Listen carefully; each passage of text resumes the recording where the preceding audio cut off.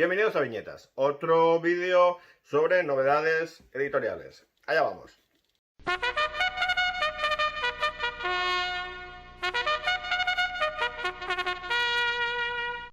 Bueno, yo ya comenté que me lo voy a tomar con un poco de calma. Y la verdad es que también estoy preparando unos vídeos que me están llevando un poco de curro, de conseguir materiales, de releerme cosas, etcétera, etcétera. Entonces dije, bueno, para no estar tanto tiempo sin hacer nada, voy a hacer un vídeo de estos de novedades, porque además se me han acumulado bastantes cosas y hay algunos cómics que, aunque igual alguno ya tiene un poco más de tiempo, sí que me parece que no se les ha hecho demasiado caso para la calidad que tienen, ¿no? Entonces aprovecho y los recomiendo, los defiendo, los recuerdo, como lo queráis llamar.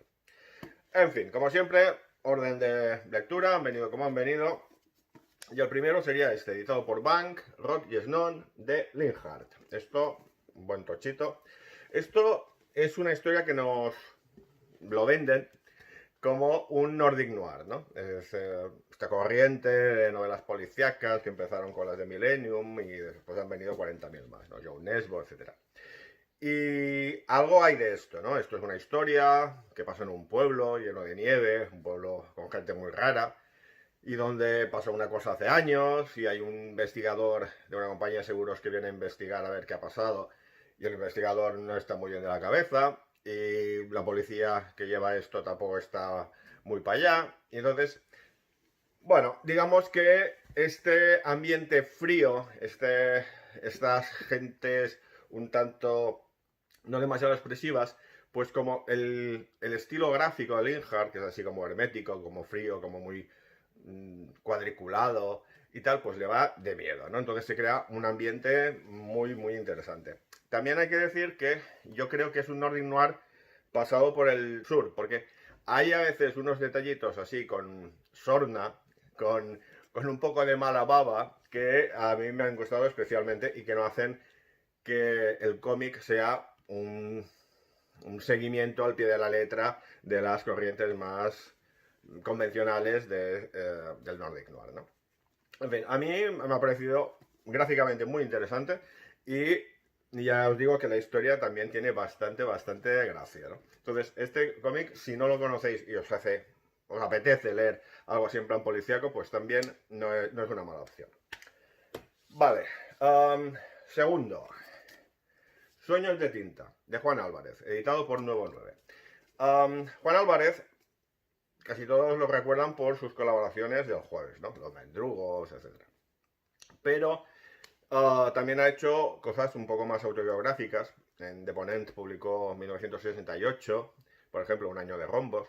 Esto viene a ser un poco una continuación de estos trabajos autobiográficos, ¿no? Aquí Juan Álvarez nos cuenta su pasión por el cómic, cómo se engancha a cómics como Paracuellos, cómo empieza a publicar en algunas revistas, cómo empieza a trabajar en dibujos animados, cómo intenta hacer fanzines, cómo se muda a Madrid, cómo hace la mili en Madrid, el ambiente de Madrid de esos años, la mili que hace allí, el intento de golpe de estado del 23F, etcétera, etcétera.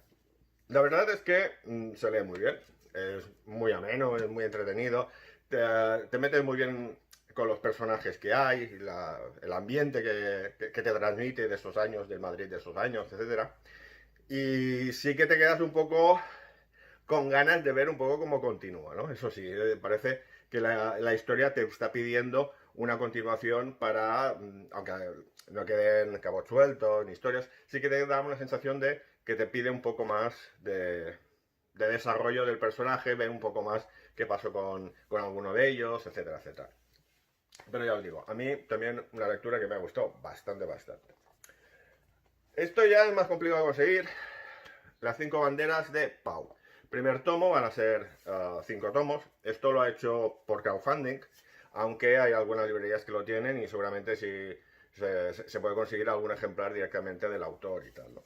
Esto, pues, con estos rollos de crowdfunding, pues ya sabéis que te vienen marcapáginas, te viene unas laminitas, te viene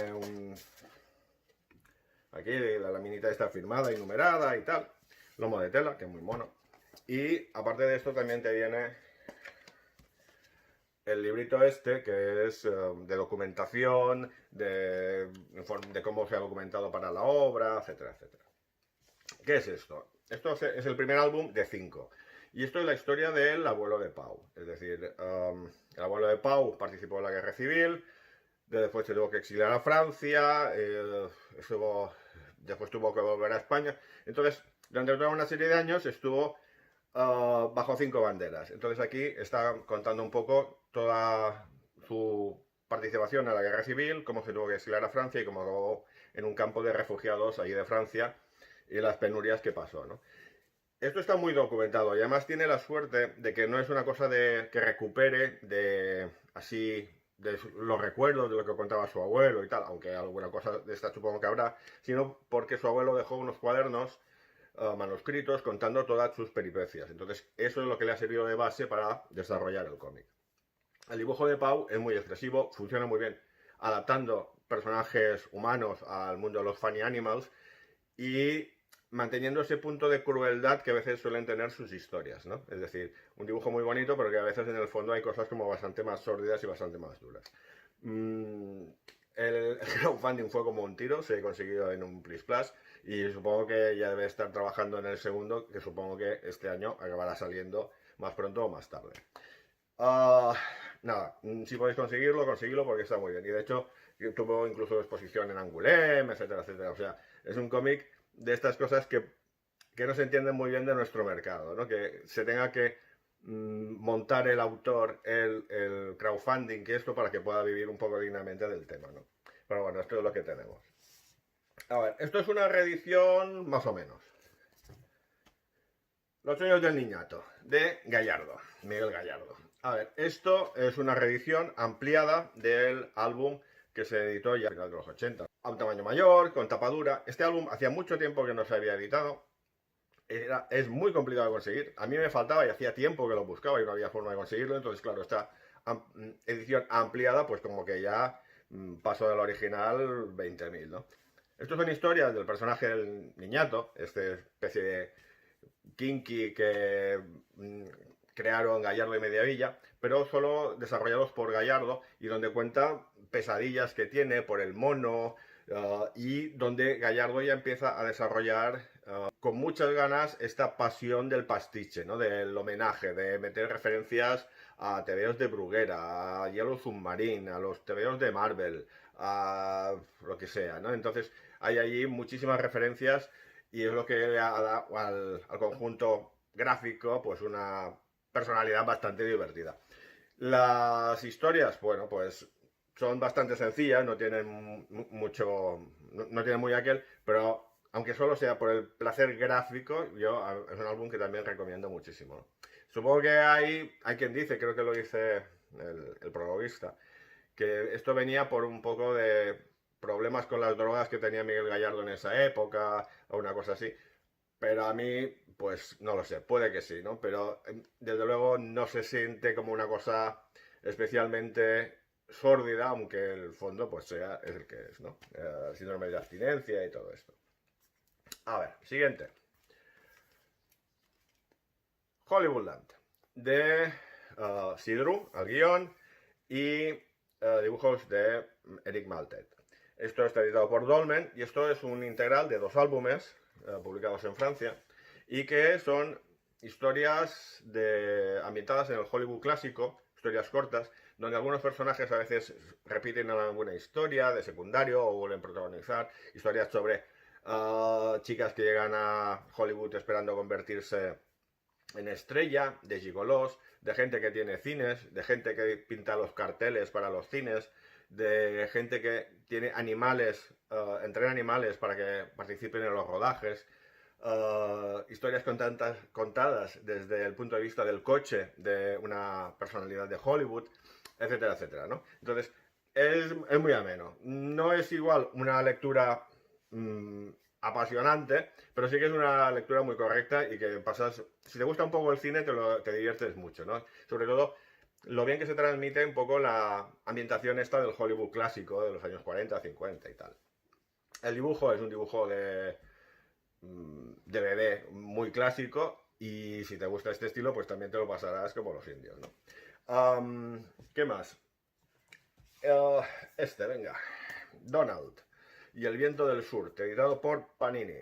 Esto de Guido Martín al guión y dibujos de Carti. Esto también viene con unas postalitas un poco extrañas de aquí de personajes Marvel, de personajes Disney en plan Marvel, ¿no?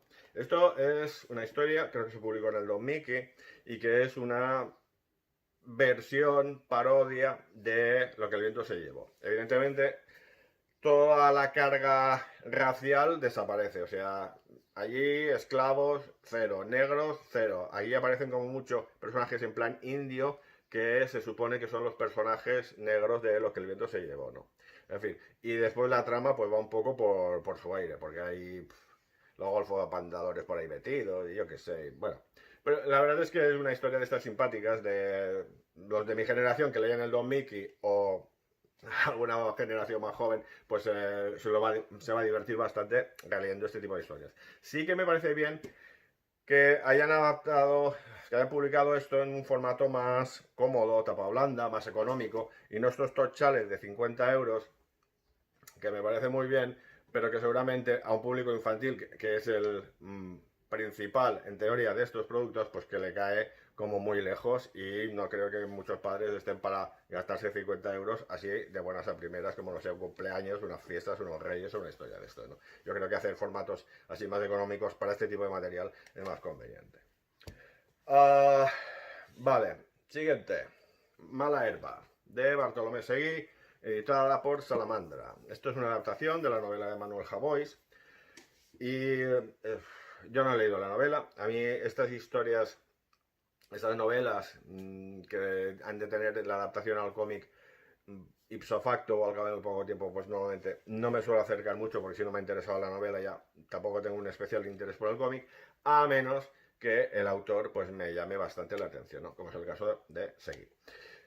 Esto es una historia un poco sórdida, un poco que recuerda un poco el ambiente de las Ramblas, de las novelas de Carballo que adaptó con Migoya, o de las historias del barrio, ¿no? Es una historia de un chaval con problemas en el colegio, con una familia un poco extraña, y un poco todo el ambiente que hay, ¿no? Hay temas de bullying, hay temas de violencia, hay temas de relaciones personales, de crecimiento personal, y la verdad es que se lee bien, se lee bien. No hay, tal vez, igual, no sé hasta qué punto puede ser cosa de la novela, pero igual a veces no me cuadran mucho algunos personajes, ¿no? Nos hablan de personajes que aparecen por allí o que prácticamente no tienen importancia después en la trama principal, y lo único que haces a veces es dispersar un poco la atención de lo que es la historia central, ¿no? Que es la historia de este chaval. Pero bueno, la verdad es que el dibujo es espectacular, a mí me ha encantado. Y bueno, veremos a ver con qué nos sorprende Seguí en el futuro. Bueno, otro álbum que me parece muy interesante y que no he oído hablar mucho de él y que creo que vale la pena leerse es este, Un avión sin ella. Es editado por Norma. Esto es una adaptación de una novela de Michel Boussy con guión de Fred Duval y dibujos de Nicolai Piñeiro. El punto de partida es bastante curioso. Es año 1980, un avión se estrella en Francia procedente de Estambul y solo sobrevive un bebé. El problema viene cuando se descubre que había dos bebés a bordo y no se sabe cuál es el bebé que ha sobrevivido. Ahora sería muy fácil porque hay las pruebas de ADN, pero en ese momento no. Entonces, eso supone juicios entre los posibles abuelos que aseguran que el bebé es suyo, etcétera, etcétera. Pasan los años, el bebé ya es una mujer mayor de edad y a partir de allí vamos descubriendo lo que pasó y vas viendo que están pasando aún cosas a raíz de ese suceso, ¿no?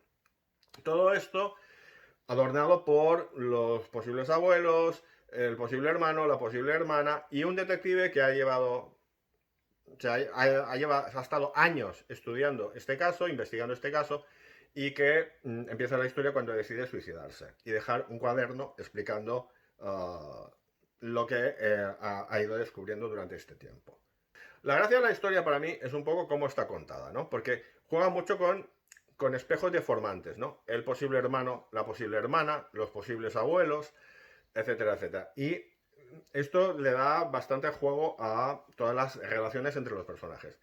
Aparte, me gusta mucho que la información como te la da está muy bien pensada. Es decir, si te dan una información y te la dan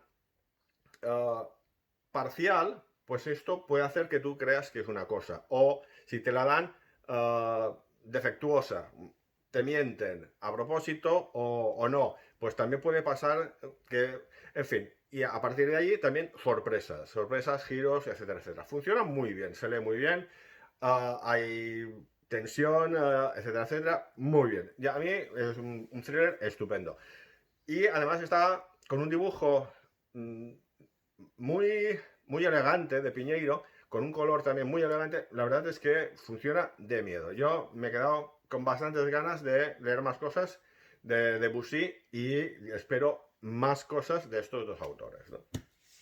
Si lo hacen como este álbum, que a mí ya os digo que me ha encantado. Otro álbum que me ha encantado, Piezas, de Víctor Pinel, editado por Nuevo 9. Esto es una historia sobre relaciones entre personas y cómo lo que puede hacer una persona puede acabar desembocando en grandes cambios o pequeños cambios en las vidas de otras personas. Y esto está muy bien pensado y muy bien desarrollado. A mí una cosa que me gusta mucho de las historias es las estructuras, cómo te lo cuentan, porque puedes contar la misma historia de muchas maneras y no siempre el resultado para el público, para el lector, para el espectador, va a ser el mismo, ¿no?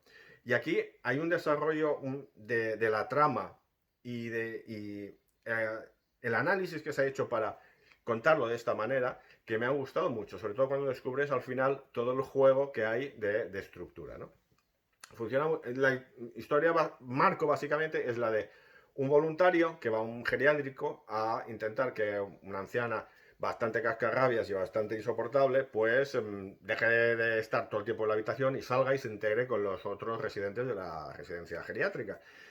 Y ella lo único que quiere hacer es jugar al ajedrez, él no sabe jugar al ajedrez y empiezan a jugar al ajedrez. Y el ajedrez es un poco la simbología de la relación entre todos los personajes, ¿no? Algunos son torres, otros son peones, otros son reyes.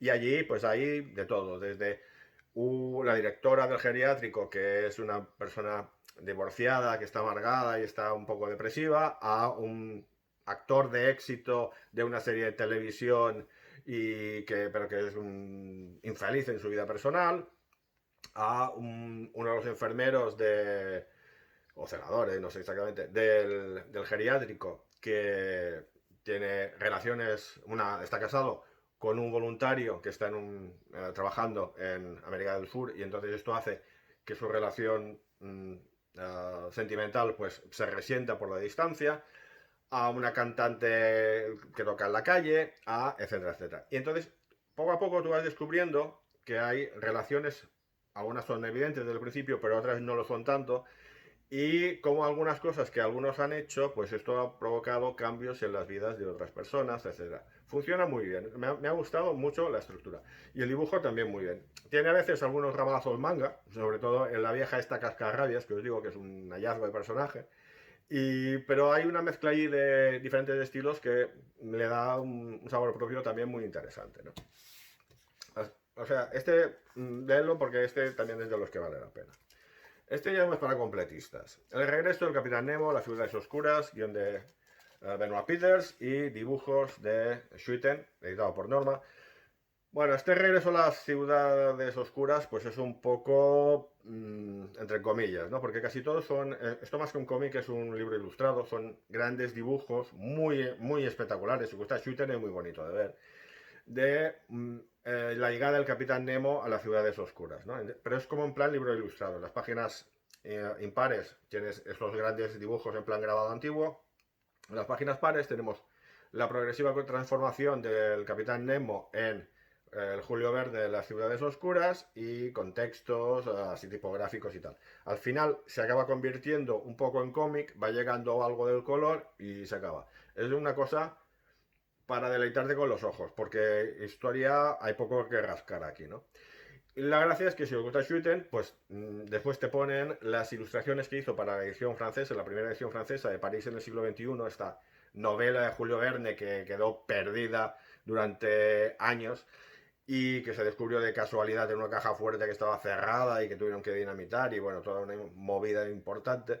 Y entonces él hizo la portada y una serie de ilustraciones que vienen allí también a gran tamaño, etcétera, que también son muy bonitas de ver. Y después se explica un poco la relación de Schuiten con Verne, porque en Amiens, en la ciudad donde falleció Verne y vivió muchos años, pues él ha hecho un mural y ha hecho el diseño de una estatua. Entonces tienes allí una serie de dibujos para que veas un poco la relación larga que tiene Schuiten con la figura de Verne, ¿no? Pero ya os digo, esto es, ¿te gusta Schuiten? Estupendo. Pero si quieres algo que rascar, pues poca cosa, ¿eh? Este estaba también bastante bien, este Brigantus, tomo 1, en teoría serán 2, dibujos de Herman y guión de su hijo Yves H. Yves Coupen. Editado por Carten. No entiendo muy bien por qué han tenido que poner en la portada una viñeta ampliada y han tenido que poner la portada de la edición francesa en la contraportada. No lo sé. Vale. Esto es una historia de las legiones romanas que están allí por lo que sería ahora Escocia luchando contra pictos, ¿no?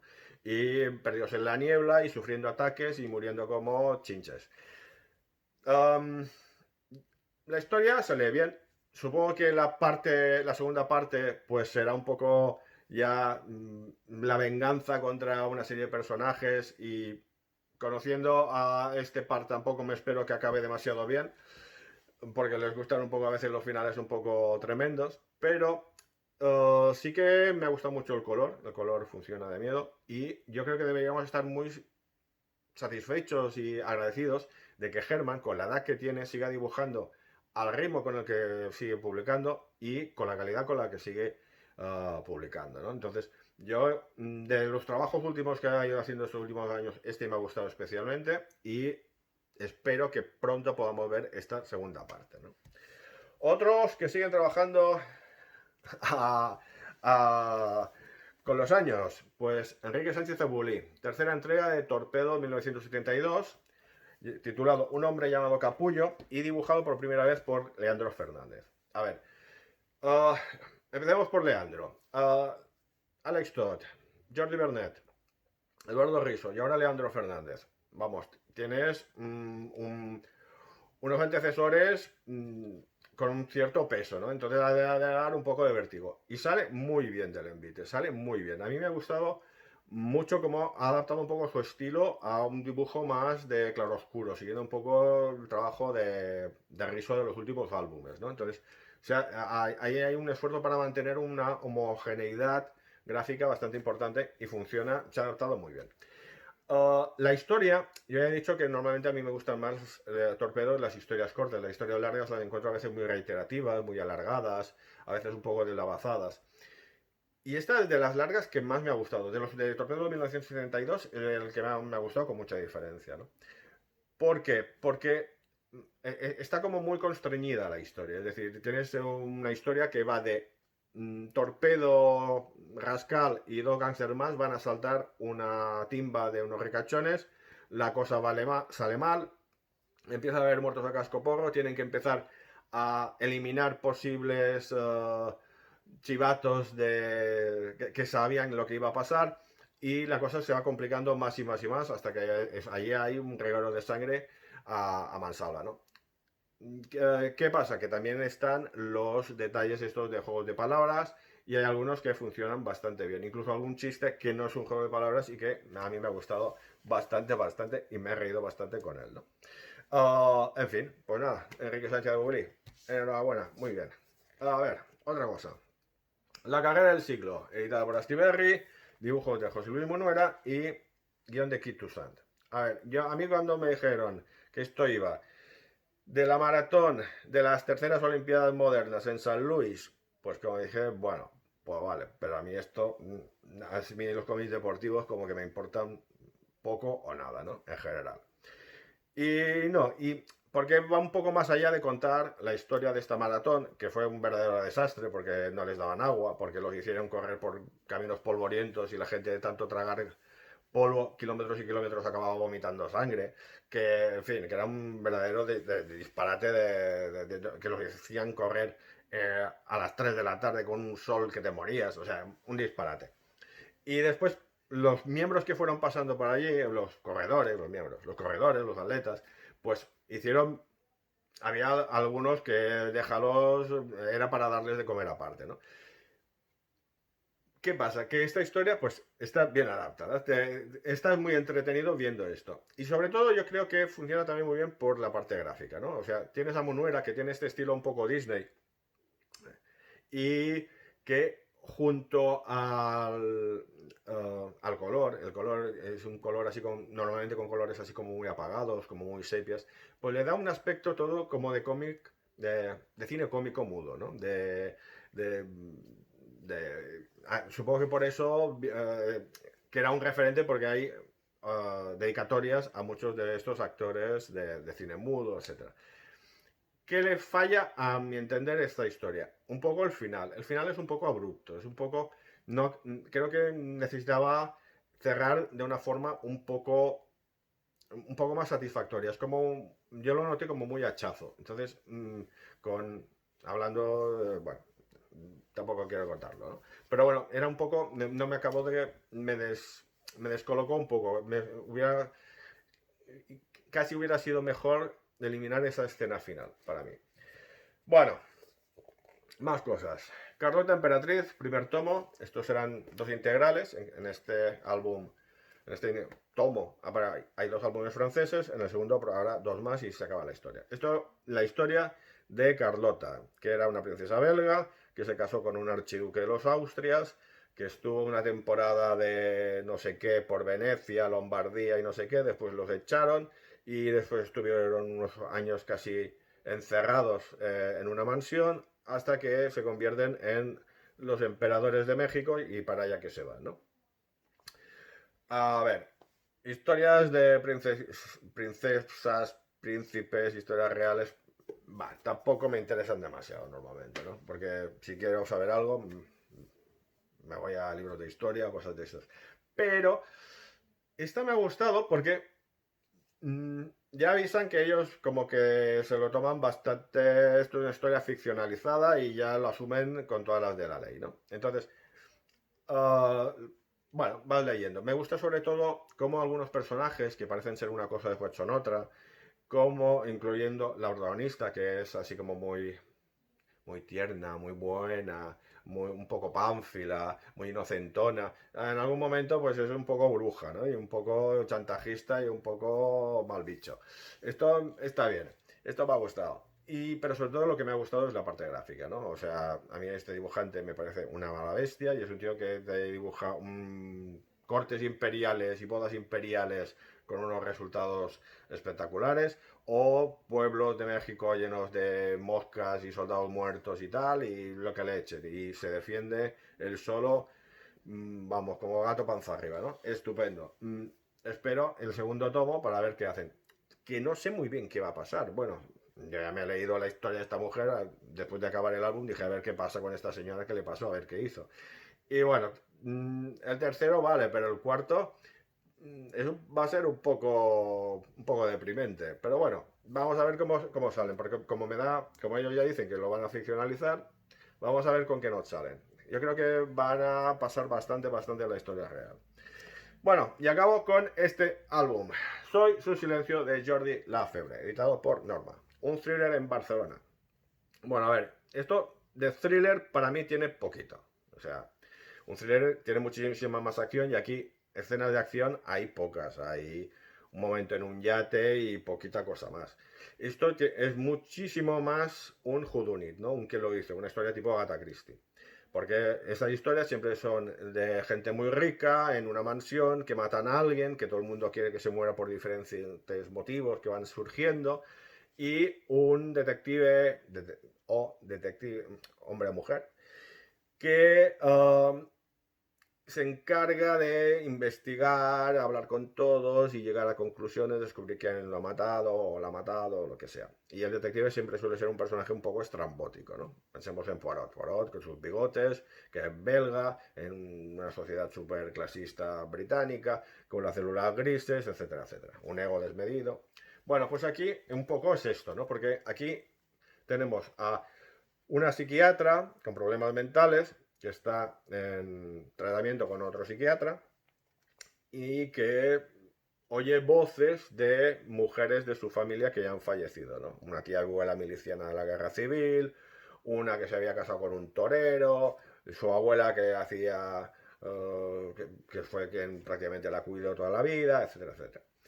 Y esta mujer va a una lectura de testamento de una familia, los Monturós, que yo entiendo que es un chiste a costa de los Raventós, los de Codorniu, y que van a leer un testamento en vida, y que llega allí y al cabo de unas horas pues hay un asesinato y ella se pone a investigar el asesinato, ¿no? Es un concepto mucho más Agatha Christie para mí que un thriller, ¿no? Pero bueno, se deja leer. El personaje principal, como está un poco para allá y tiene estas voces que le hablan, pues es un personaje bastante llamativo y te tiene bastante entretenido. Y tal vez hay una cosa menor que me ha molestado un momento, que hay un tío en un yate circulando a toda pastilla y por el mar y se va a afeitar la cabeza. Perdona, a ver, si te vas a afeitar la cabeza, te lo vas a afeitar o parado o mirando, porque si tienes el barco en marcha y se estampa contra alguien, tienes un problema, ¿no? Esto a mí ya me pareció un poco absurdo, pero bueno, esto es una cosa menor. Sí me molestó más una cosa del final, con un tema de una autopsia, que me parece muy inverosímil que alguien se pueda aceptar según qué pruebas para justificar una serie de cosas, ¿no? Me pareció un poco extraño. De todas formas, se lee muy bien y la parte gráfica también muy bonita. Es muy, muy, muy bonita. Es decir, ya solo esa primera página donde ves el ejemplo de Barcelona y tal, ya es que te metes en la historia rápidamente, sin demasiados añadidos, ¿no? En fin. Bueno, uh, nada más. Nos vemos en el próximo vídeo. Salud. A cuidarse.